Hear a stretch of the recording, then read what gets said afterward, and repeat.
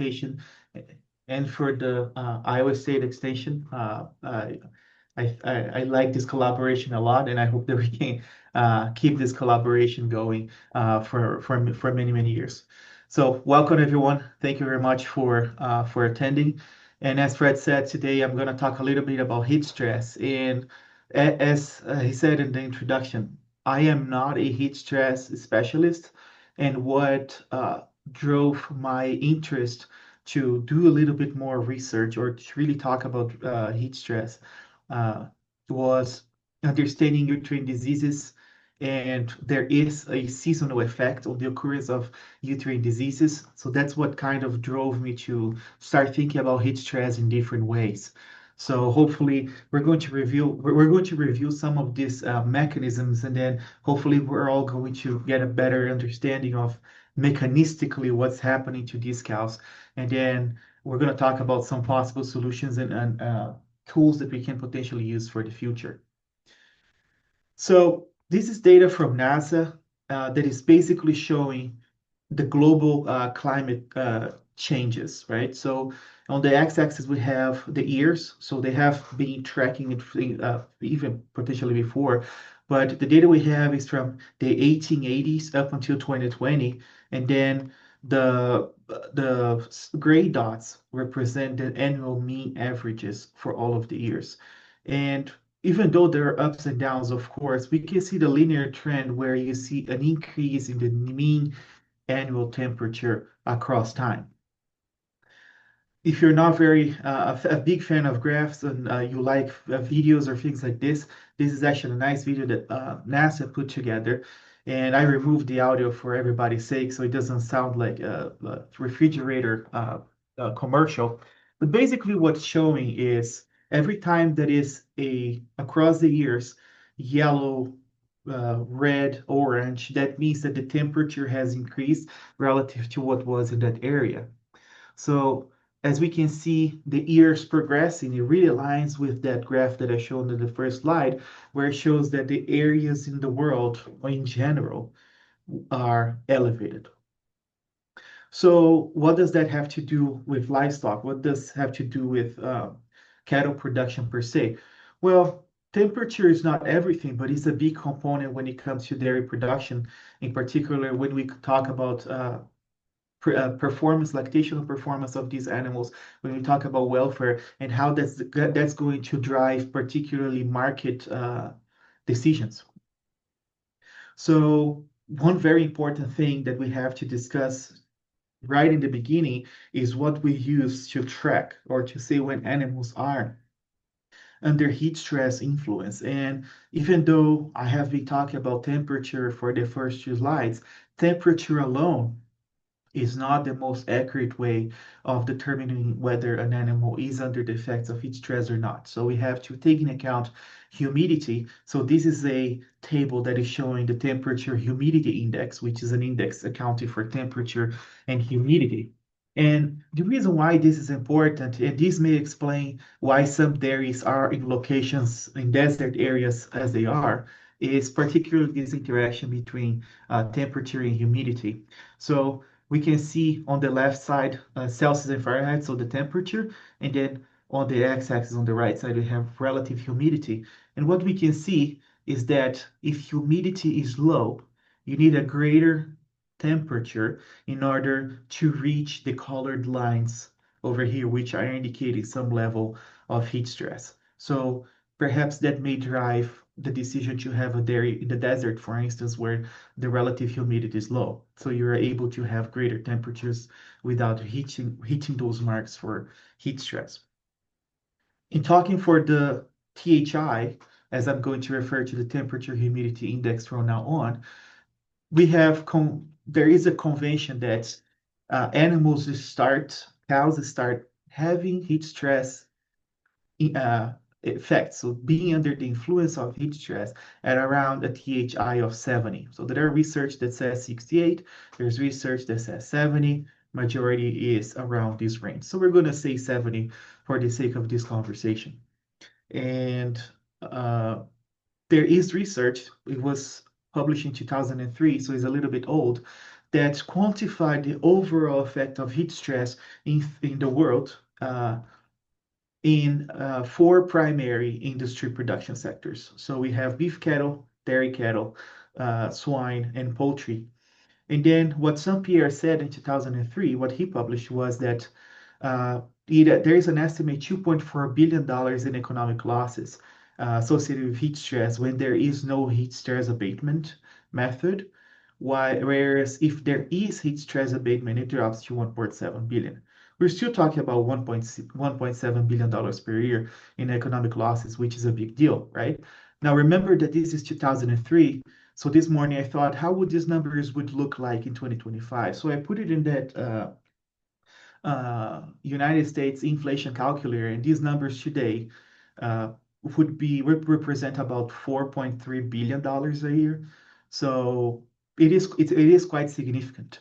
But thinking about this $1.7 billion, which is economic losses in systems where there is heat abatement, we can see that the majority of these economic losses are tied to dairy cattle.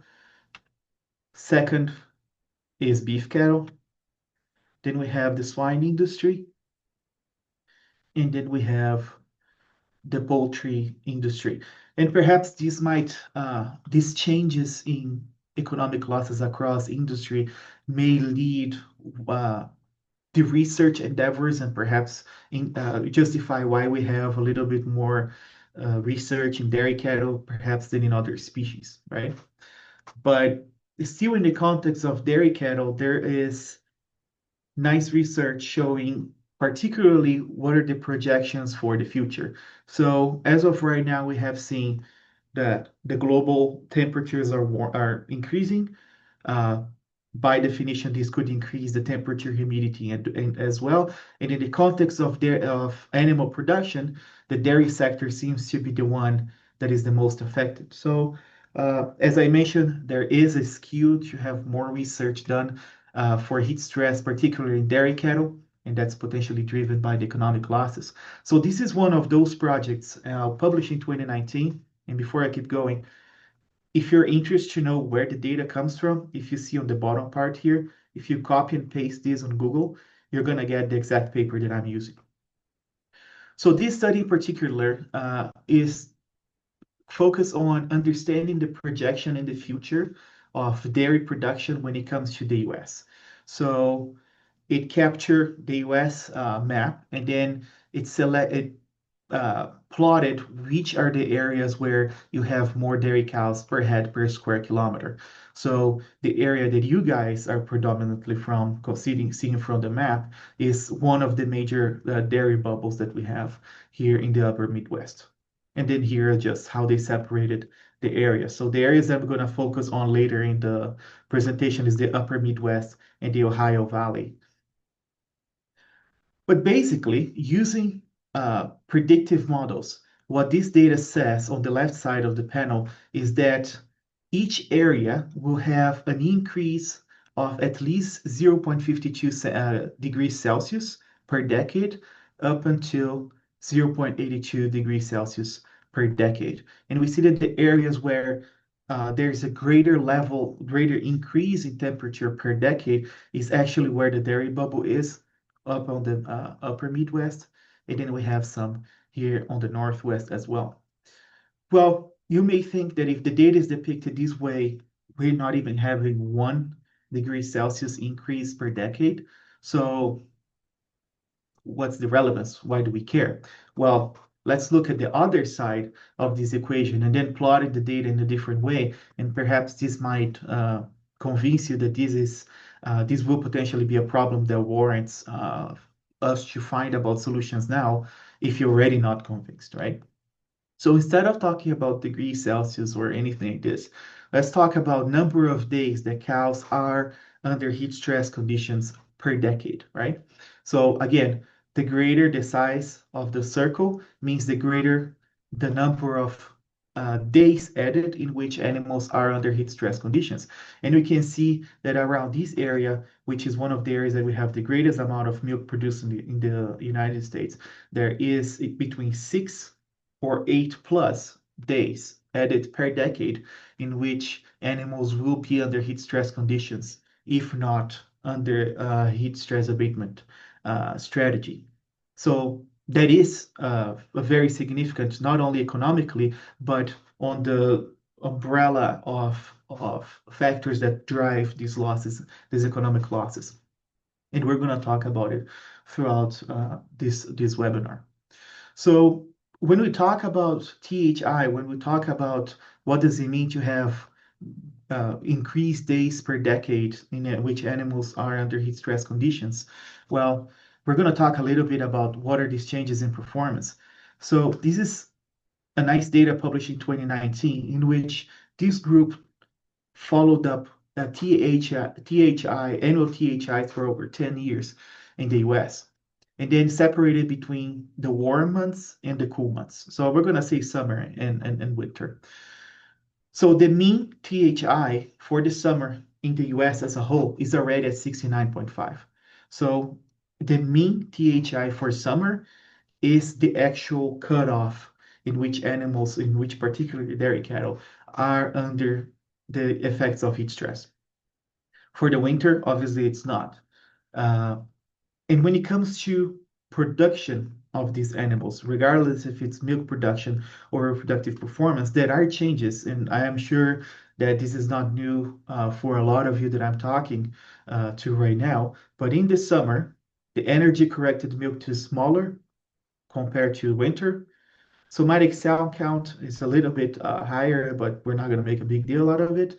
There are changes in milk components in the summer compared to the winter, and particularly when we talk about reproductive performance, heat detection rate, pregnancy per service, and pregnancy rate are all inferior in the summer compared to the fall.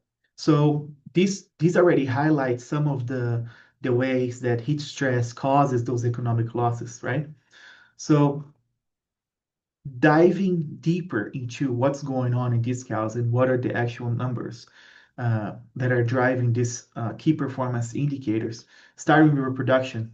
And I'm going to start with reproduction because I'm biased. That's most of the stuff that I do.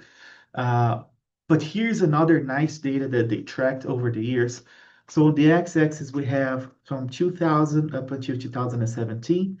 And on the left axis, we have pregnancy at first service. And here we have the mean maximal August temperature. And what we're going to see is the color bar represents the seasons, right? And the pregnancy at first service is always smaller for the summer compared to the winter, consistently across years. But one thing that is very interesting about this graph is that even for the winter, when you have the maximal August temperatures to be higher, which represents these peaks in black, even the reproductive performance seems to be somewhat affected in the winter. So overall, yes, when cows are under the effect of heat stress at greater temperatures, the first service, the pregnancy at first service is reduced. What does that mean in terms of economic factors? Well, it means that we need more services to conceive. It means delays to get cows pregnant, meaning we're possibly extending the lactation, meaning these cows are probably not going to be producing optimal amounts of milk to the end of that lactation, where she's in the end of that pregnancy. We're more likely to have cows having increased body condition score if you don't adapt the diet to that. And then overall, animals that are low milk producers and animals that have reproductive performance issues are the primary candidates for culling in the US. So subfertility and subpar milk production are the two main drivers for culling. So when we talk about reproductive performance, it's not just getting another calf, but it drives a whole set of arrays within the dairy production. Milk production, which is the main product that these dairies are producing, right? So here's a meta-analysis that compiled data from multiple trials showing the differences in milk production between dairy cows that are under heat stress and that are not heat stress. And what we see on the x-axis, we have those publications, and on the y-axis, we have the difference in milk productions. And this is kilos per day. So consistently, we have seen that animals that are under heat stress conditions, they produce less milk, and that varied from 5.1% up until 22% change in milk production per day. So these changes can be very significant. And again, if I have not convinced you that the changes in THI are driving somewhat milk production, here is another graph from another paper published in 2022, in which they showed this correlation between the average daily THI and the milk yield, showing that as the THI increases, the milk production decreases. So, just one second. So talking still about milk production, one of the biggest questions, and I'm going to actually reference a lot of work from Lance Baumgart's group that is researched at Iowa State University. Uh, there is a big need to understand why cows under heat stress conditions produce less milk losses, right? So one of the big lines of thought is that milk production, cows under heat stress conditions, they have reduced dry matter intake. So yeah, makes sense. Cows consume less food, they have less energy to produce milk. Case solved. Well, it's not just like that. It's not just dry matter intake that is driving these losses in milk production. And this is actually what the Dr. Baumgart's group is to put a lot of effort to understand what's going on. So in this particular experiment, we have animals that are under two sets of conditions. So I'm going to call it the thermoneutral stage and the heat stress stage. So these are animals that were separated in two groups, group 1 and group 2. Both are in thermoneutral conditions. They measure the dry matter intake. So this is how much animal in group 1 and group 2 are consuming. There are many differences, and then here, no differences in milk production. So we see that at thermoneutral conditions, these animals are consuming and producing the same amount of food and milk. Now, animals from group 2 on the second stage will be exposed to heat stress conditions, and animals in group 1 will not be exposed to heat stress conditions, but what Lance's group did is we're going to pair feed them, meaning we're going to see how much milk, dry matter intake is reduced for this group that is under heat stress conditions, and we're going to feed the same amount to this group. So the idea is if the heat stress effect on loss of milk production is indeed only driven by dry matter intake, the milk production from this group that is not under heat stress condition and this group that is under heat stress conditions and both are eating the same amount should be the same. Well, here's what they saw. They saw that there was a very similar drop in dry matter intake. So when cows at thermoneutral conditions were exposed to heat stress conditions, there was an almost 28% drop in dry matter intake. And then they did this, they purposefully reduced the dry matter intake of this group that is not at heat stress conditions to a very similar level. Even though the dry matter intake is paired and is very similar, we saw that the milk yield is not. So animals that are under heat stress conditions had a 33% reduction in milk production, and the animals that were pair fed, meaning they are eating the same amount as these animals, they only dropped 15%. So there's something else that is driving milk production losses, and it's not just dry matter intake. Well, this is one of the most recent publications. There is a lot of data from Lance Baumgart's group and others that explain what are the differences that are driving these changes in milk production loss. But I wanted to highlight this one uh, that was published now in 2025, in which they're talking about metabolic flexibility, and it's basically the capacity of different tissues to switch from one nutritional source for energy to another. So basically, it's the same idea. Animals that are under heat stress conditions and animals that were pair fed but thermoneutral. So Under these conditions, what they saw is that the liver metabolism between these two groups is similar. And here as well, when it comes to metabolic flexibility, but the skeletal muscle per se is one of the drivers to these changes, saying that when and the metabolic, the skeletal muscle is less able to switch from one nutrient for energy to switch from one nutrient to another when it comes to a heat stress condition.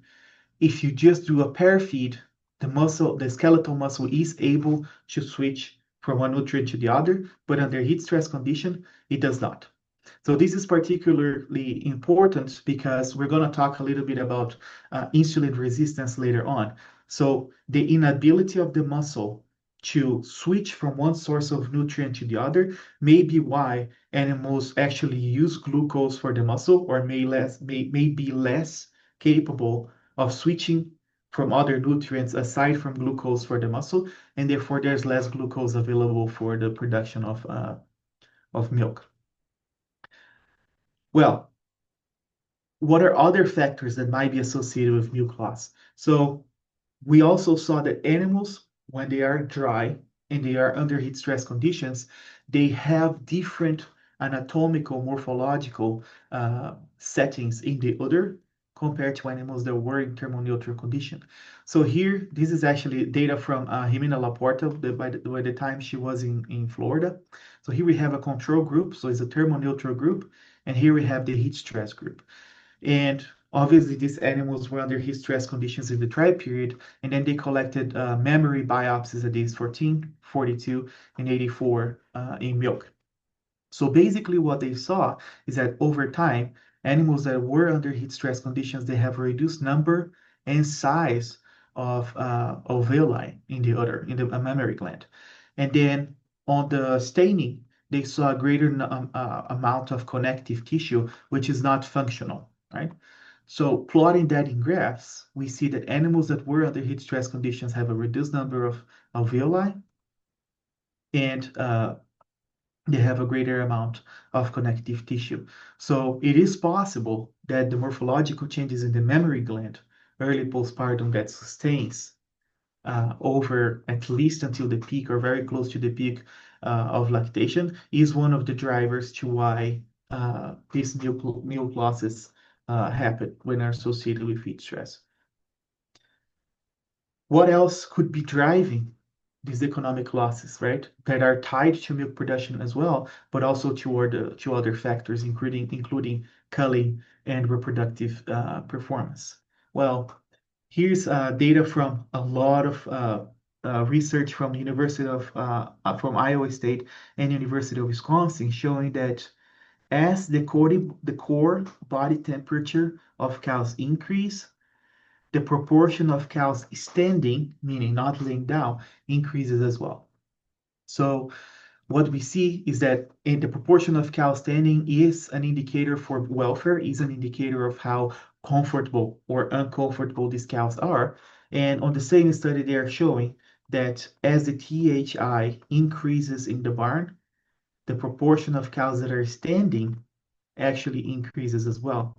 So not directly related, but when you talk about how much time cows are spending standing, this could lead to also hood injuries and diseases as well. So again, we're talking about development of subsequent diseases, potentially leading to increase in culling for these animals, and so on and so forth. And here's data actually from Iowa State University.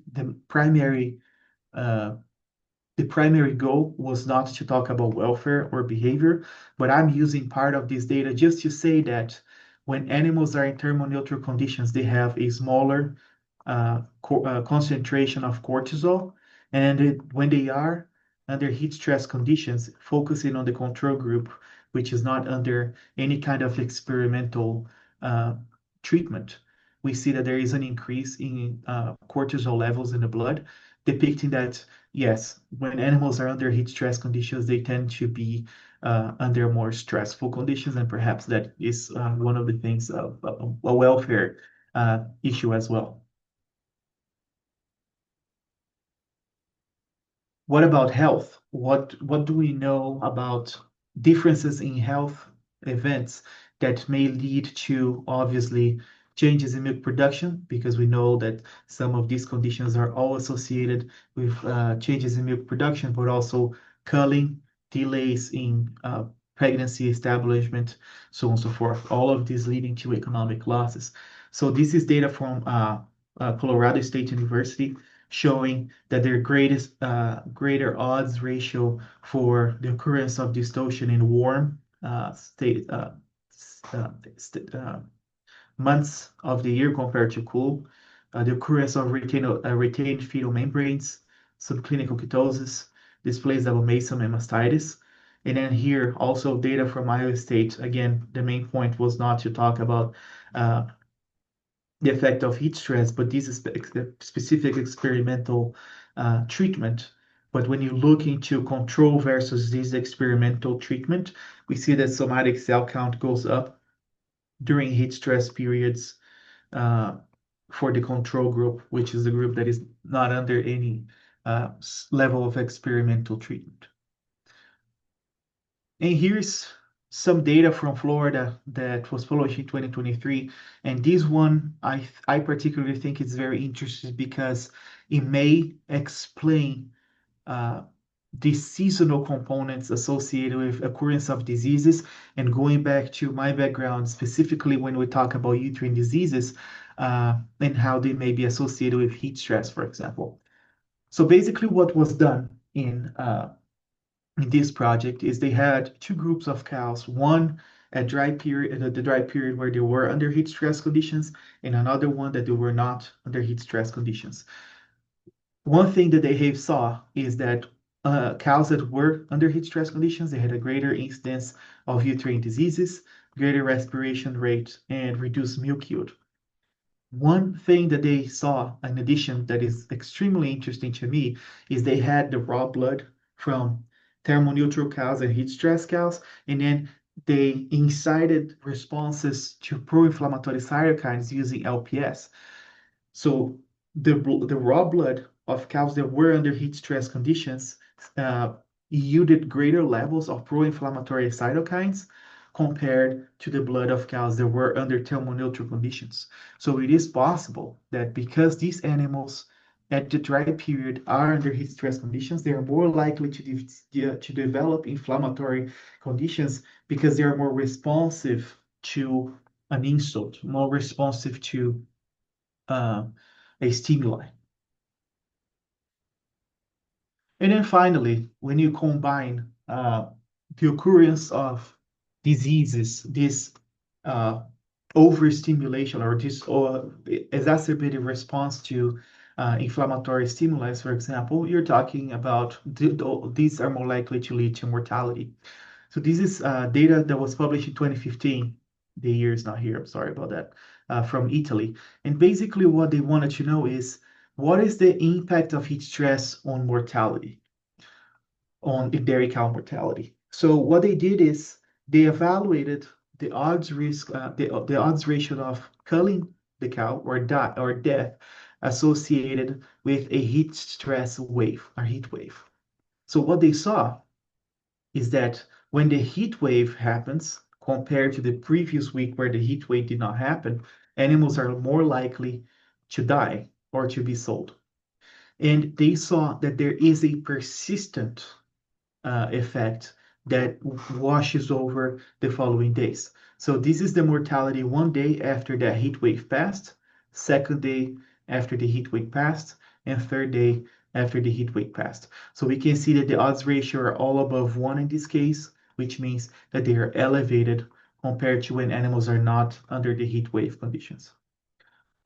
Another interesting thing that they showed is that the duration of the heat wave also matters. And we see that if animals are exposed to longer periods of heat wave, those are also associated with greater levels of mortality, whereas there's a smaller odds ratio for a short period, ranging from 1 to 3 days of this heat wave, a little bit greater for 4 to 6, more elevated for 7 to 10, and then the worst within the study that is over 11 days. And then the second question for this project was, is this relative to age of these animals? Meaning, is this just for calves? Is this just for cows or for heifers as well?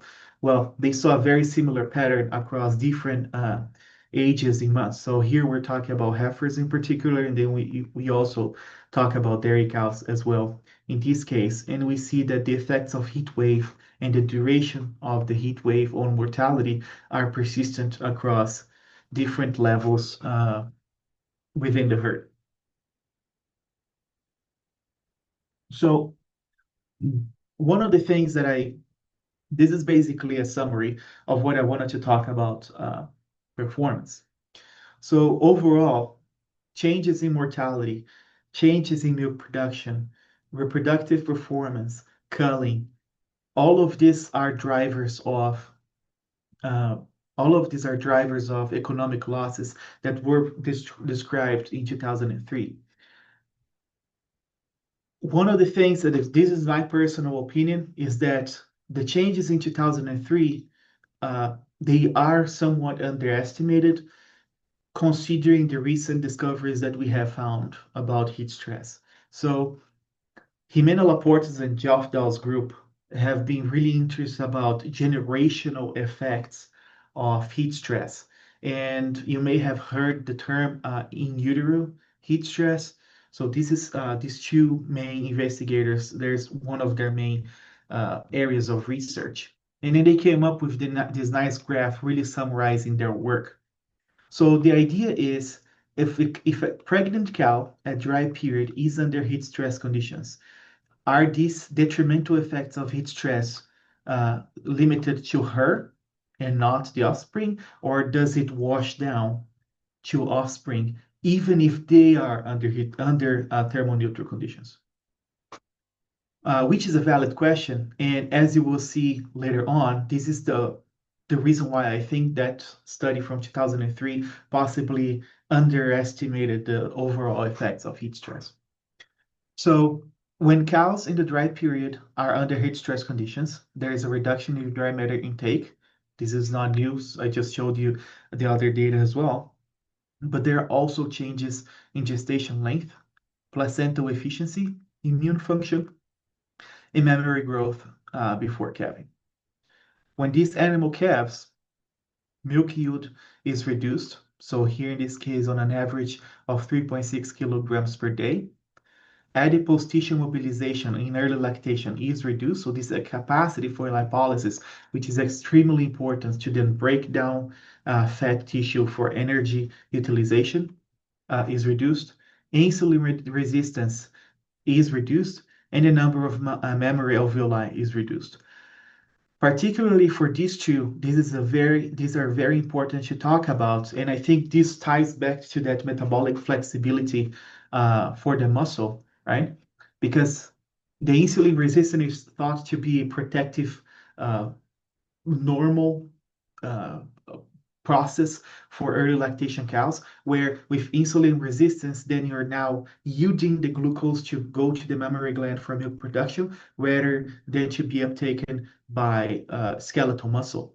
So if there is a reduced insulin resistance, then you're now more likely to have a spread of this glucose to skeletal muscle, and therefore this may be one of the drivers for reduced milk production. So overall, considering these changes, they estimated that there is an $800 million in $800 million per year in economic losses to the U.S. dairy industry. Now, talking about their research and does these effects of heat stress in dry cows really wash off to generational uh, to the offspring? And the answer is it does. So even if this animal at dry period is at thermoneutral conditions, the following calf is already going to be born at a lower birth rate. It will have a lower weaning weight, and longevity was reduced by 32%. Out of these F1 calves that actually achieve and become grow and become heifers, and then eventually they have a first calf, their alveoli area in the first lactation is also reduced, similar to what we have seen for the dam that was exposed to heat stress. And the energy corrected milk for first, second, and third lactation is also reduced compared to the offspring of dams that were not under heat stress conditions at this time. For F2, we also saw that the energy corrected milk for these animals on the first and second lactation is reduced. So we can see that heat stress is not a is not an acute, it doesn't have just an acute effect, but also has a chronic effect where it will likely affect all the generations of your animals moving forward. So this is particularly important because for some dairies in particular, this has changed over the years. We tended to see that these animals, once they're dry, they got kind of go on a vacation, and then sometimes they don't have shades or any kind of heat stress abatement. That can really take a toll on your production system, and we're talking about further generations as well. So we have a question here. I'm just going to try to answer that before we move on. So has anyone looked at diurnal variations of DHI and impacts? Uh, so I think I will show some of this data in a little bit. So just hang tight, and hopefully I'll be able to answer that to you. So how do we think that these generational changes are happening? As I said before, there is a myriad of data that has been published. So starting with placental efficiencies, Jeff Dahl's lab back in Florida, they have a lot of data being published within this past 2 years on the changes in placental size, capacity to oxygenize, transcriptomics, and functional changes in the placenta. I showed a little bit of data when it comes to skeletal muscle capacity for metabolic flexibility. There is plenty of data talking about how there is a pro-inflammatory cascade in the intestine, and then that's affecting that barrier in the intestine, leading to many issues, including leaky gut, right? Showed some evidence talking about how how the heat stress associated with uh, memory gland anatomical changes, and then there are many other genetic changes associated with heat stress that not only explain what's going on to the dam that is under the heat stress, but also to the generations. So now I covered everything that I wanted when it comes to performance, and what are some of the mechanisms that explain these changes in performance. So I guess the question now is, after we have all of this data, what do we do, right? And are we predicting this to get better? Are we expecting the world to get cooler or warmer? Right. And I think we all agree that the trend is that the Earth temperatures continue to climb, right? During the day and during the night, as one of the questions that I have received here in the chat. So what do we do about it? We cannot just not do anything about it, considering the growth of human population as well. We need animals that are going to be more efficient at producing milk or producing food rather than less efficient, and part of it is through the heat stress. So going back to that data from 2019, they really separated the United States area per regions, and then they projected the changes in milk production loss across the centuries, 21st century. So as of right now, we are in the early 21st century. So we can see that per area, this is the estimated milk production in you guys' area, for example. And we can see as we progress to the mid-century and late century, we expect to have greater milk production losses, uh, considering that in this case, if you only offer open barns or shades, okay? This is data from the USDA using different modeling, and I'm not going to go over this, but it's just to say that it shows a very a similar pattern as here. And in this case, the South seems to be a little bit more affected when it comes to the projections in milk production losses. So what do we do with this, right? As we progresses with the century, if these data, if these projections are correct, it means that perhaps open shades, open barns and shades is not going to be enough to really alleviate the detrimental signs of heat stress. So what can we do? This is data from this is some pictures of farms from Florida, and this seems, at least from my time there, I saw that every dairy had fans and water sprinklers. So this seems to be a good method to alleviate the impacts of heat stress. And then you can go to more intense ways of heat stress abatement where you have uh, this kind of air tunnel barns.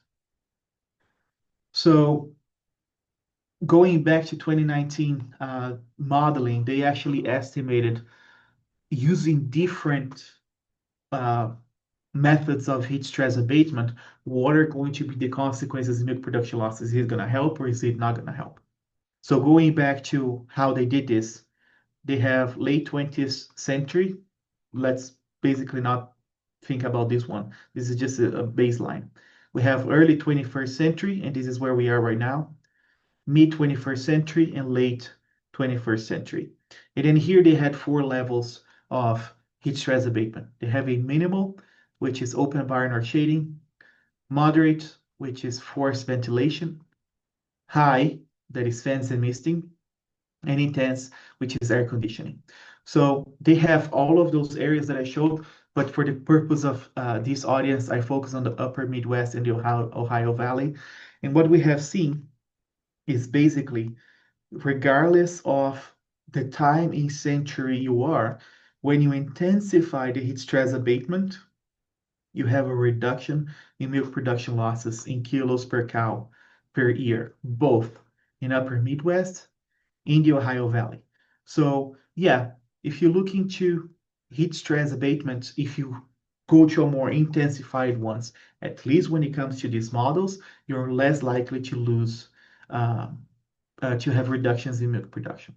Now, the question when we talk to producers, and it is something that we have to take in consideration, is it is it cost effective to have air conditioning in all your barns just because perhaps in the late 21st century you may lose 1,200 kilos per cow per year?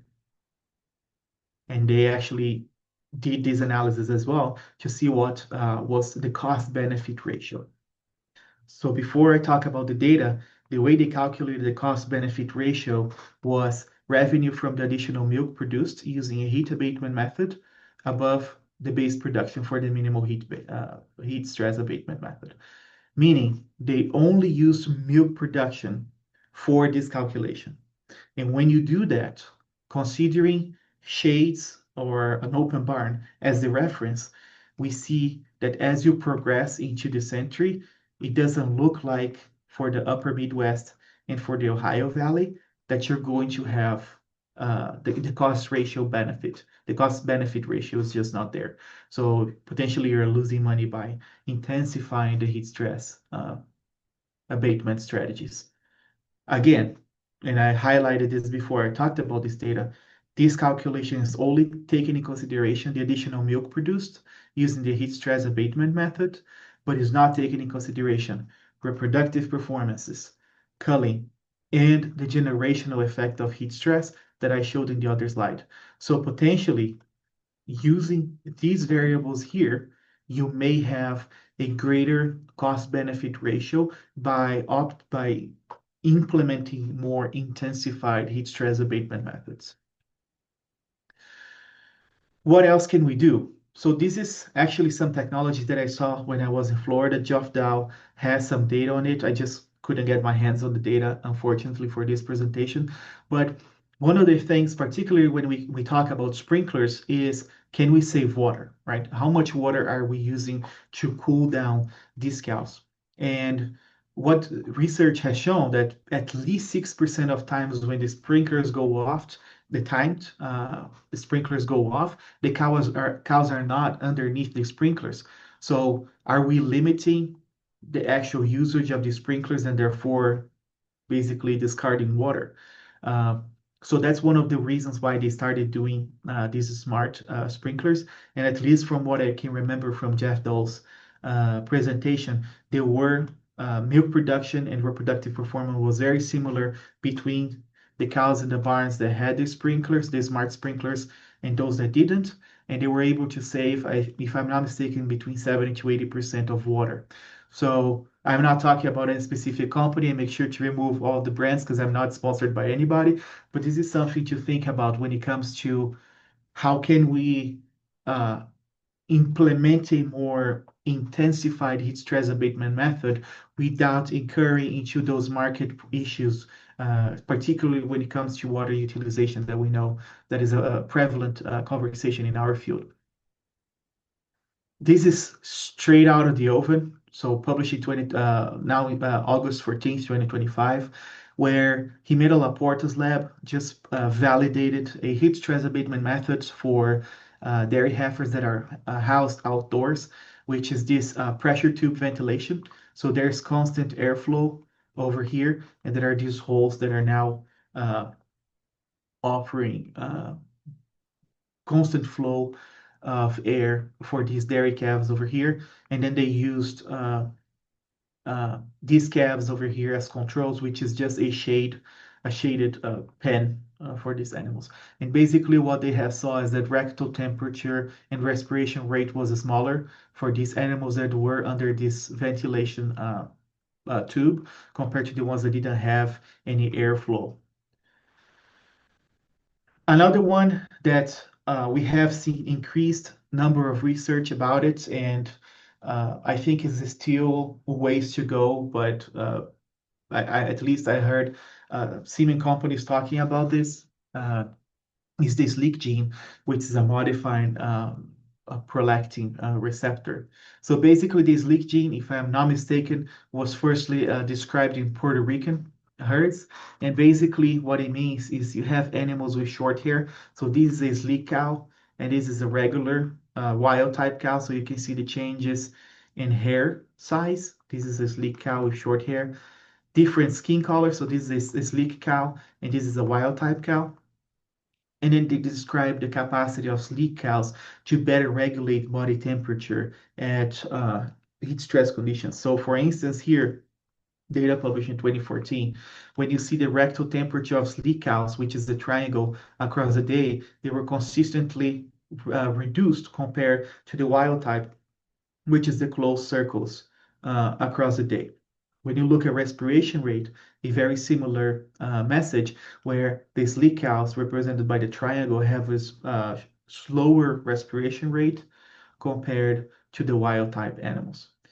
So this is data from 2014, and 2022, the same group went ahead to do more research with sleek animals. And then they show that across the day, the average rectal temperature of sleek cows having at least one gene copy was smaller than the wild type. So an animal that is not a sleek animal. And then they saw the respiration rate was similar as well. They went further to look into whether animals were heterozygous or homozygous for this leak gene. And then what actually they saw is that if you are a heterozygous, meaning you have one gene copy of this sleek, the rectal temperature is actually smaller than being a homozygous. So I don't know exactly how that's going to lead what we do, but uh, this leak gene seems to be something that a way for us to work with heat stress. And then when it comes to milk production, right, we're talking about a prolactin receptor modification. So naturally, we're going to talk about milk production. So how does it work for this leaching? So here we have the milk production for first 90 days for sleek cows and for wild type cows. So the closed circles represent winter, and then the open circles represent summer.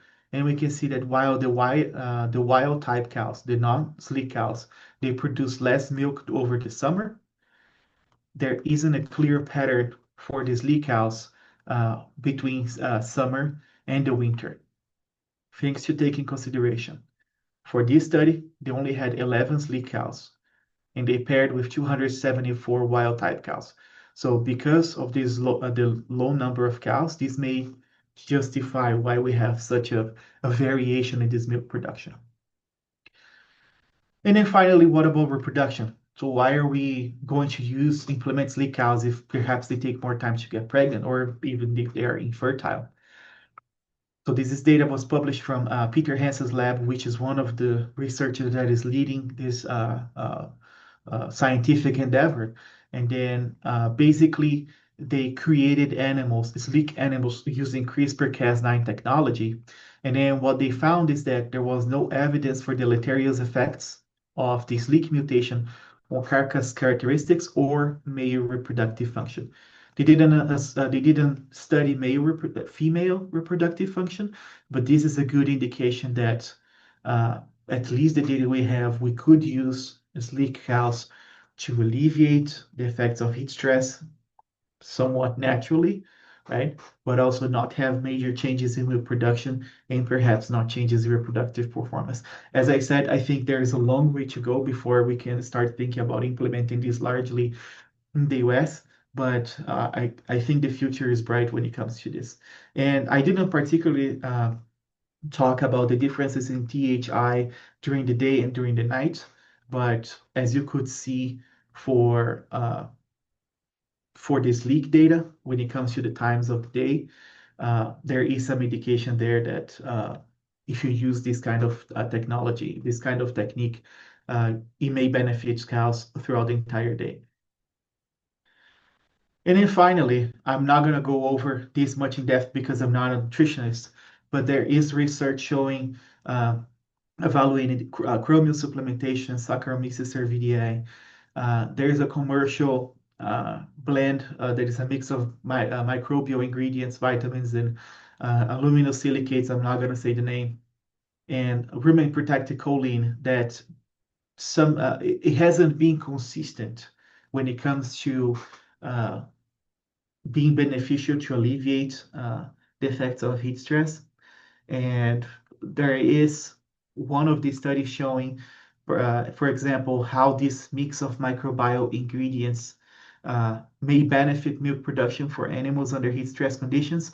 So for instance, we have over here the mean milk production per kilos in kilos per day for animals under thermoneutral conditions that are receiving uh, this mix of antimicrobial ingredients, and heat stress cows that are receiving this mix of microbial ingredients. And then you have heat stress cows that are not receiving anything. And then you see that the milk production is similar among these groups. And for the animals that are under heat stress conditions that did not receive this supplement, the milk production was smaller. And here's just a graph showing the same story, but now looking at different weeks relative to calving. So perhaps there is the opportunity for us to look into nutrient use for heat stress abatement, but based on what I could see from the literature, they are not necessarily consistent. So with that, I went a little bit over the time, and thank you very much for the attention, and I'm happy to take questions. Very good. Thank you very much. We appreciate the information. I'm going to start off by going to Dennis and see if he has a follow-up question or any comments that he'd like to make. Thanks, Fred. Yeah, as a background, I'm the director of the Midwest Climate Hub with USDA. And what I was trying to get at there is that while we do see warming temperatures, the warming is occurring a little different way, especially in the summertime. A lot of our warming is occurring at nighttime, along with increased moisture content in the atmosphere. So we're seeing less cooling at night and less drop off, I would assume, in the THI. So I was trying to question if you'd run across anything of where someone had looked at this less of a change in THI through the day and the impact that was having rather than just the warm period during the daytime. Thank you very much, Dennis, for your question. That's a very interesting. That would be great if we had the data. If I don't remember coming across this specific analysis in the literature, but perhaps I missed. Uh, yeah, what I could say is the data that we have that is available in the literature is the average THI during the day or for that week, depending on the analysis. So I don't think it was necessarily captured day and night. But if you think about the average day, then you're possibly also capturing the changes at night. So if the average THI doesn't change during the night as well, then perhaps it's being captured with an elevated average during that day. But particularly the change day and night, I cannot recall of any data that has done that, unfortunately. Okay, Thank you, thanks. Dennis. Thank you, Dennis. Uh, I don't see anyone has put any questions into the chat. At this point, we're down to just 35 people. If you want to go ahead and unmute and ask the question directly, I'll give folks a few seconds to go ahead and do that.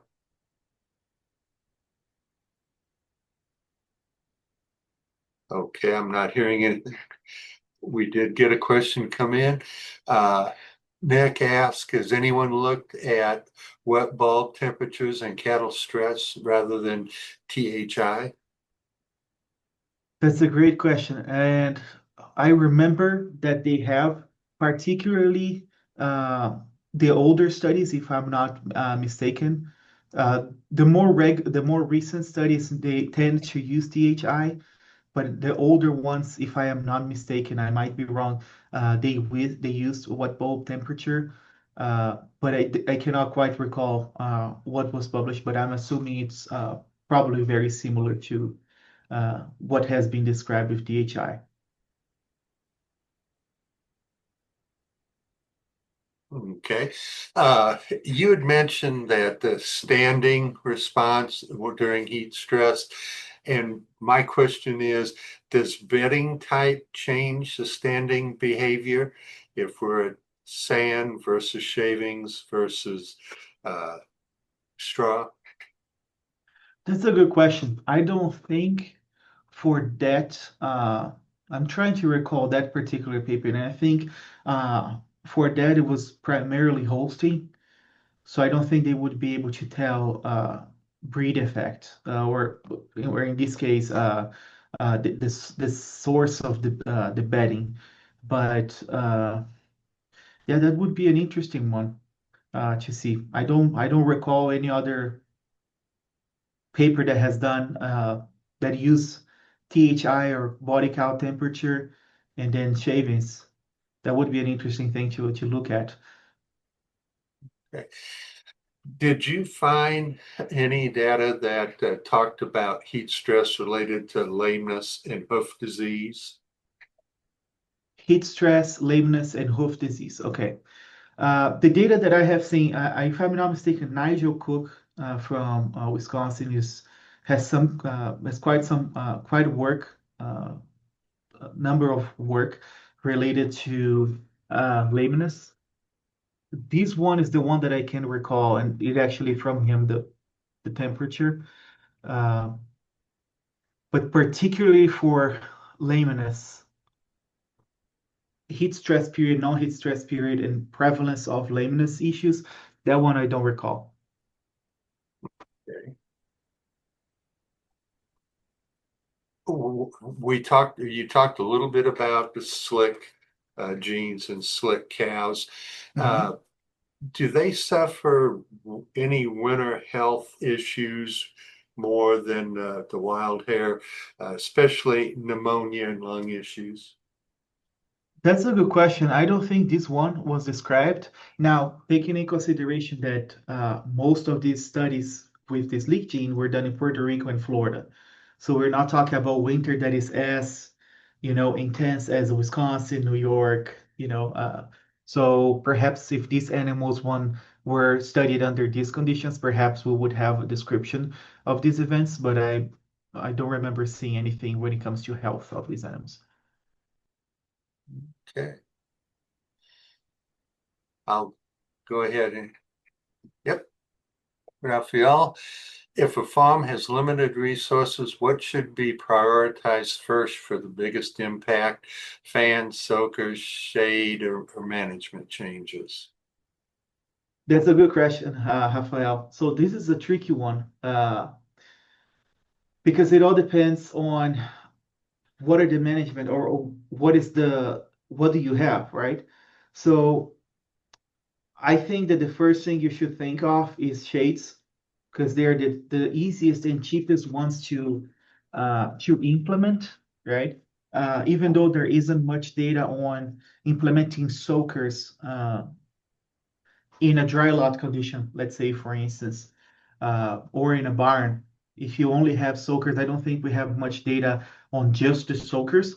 But if you think about if you have a hot barn or if you have a hot dry lot, and then you're now going to implement just the soakers, you're probably going to increase the humidity in this environment. And then with the elevated temperature that you already had, and now you're increasing temperature, you're probably just making the THI higher. So I would say perhaps we start with shades, fans, and obviously management changes.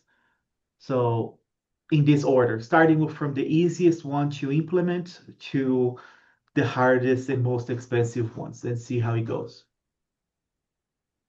But it goes from case to case.